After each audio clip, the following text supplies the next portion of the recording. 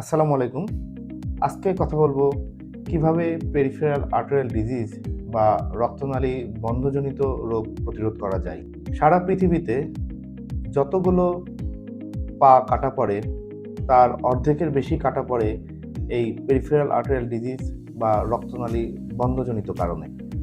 Peripheral arterial disease হলো এমন একটি রোগ যেখানে পায়ের ধমনীগুলোতে চর্বি ও কোলেস্টেরল জমার ফলে সেগুলো সরু বা বন্ধ হয়ে যায়, যার ফলে পায়ে রক্ত সরবরাহ ব্যাহত হয়।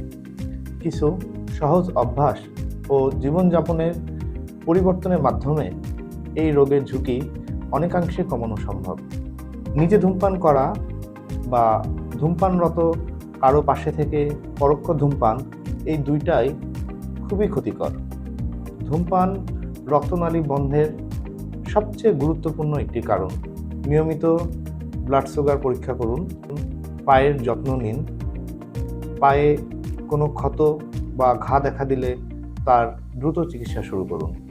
নিয়মিত ব্লাড প্রেশার পরীক্ষা করুন, অতিরিক্ত লবণ ও চর্বি জাতীয় খাবার পরিহার করুন, রক্তের কোলেস্টেরল বা চর্বির মাত্রা নিয়ন্ত্রণে রাখুন, চর্বিযুক্ত খাবার, ফাস্টফুড ও প্রসেস ফুড এগুলো পরিহার করুন। অতিরিক্ত ওজন, ডায়াবেটিস, উচ্চ রক্তচাপ ও রক্তে অতিরিক্ত কোলেস্টেরলের অন্যতম একটি কারণ। প্রতিদিন ন্যূনতম 30 মিনিট হলেও হাঁটুন বা ব্যায়াম করুন। এই হাঁটার মাধ্যমে পায়ের রক্ত চলাচল বৃদ্ধি পায় এবং ছোট ছোট রক্তনালী তৈরিতে সহায়তা করে। স্বাস্থ্যকর খাবার গ্রহণ করুন, কোমল পানীয়, অতিরিক্ত চিনি, চর্বিযুক্ত খাবার, ফাস্টফুড, প্রক্রিয়াজাত খাবার, এই জাতীয় খাবার পরিহার করুন। নিয়মিত স্বাস্থ্য পরীক্ষা করুন।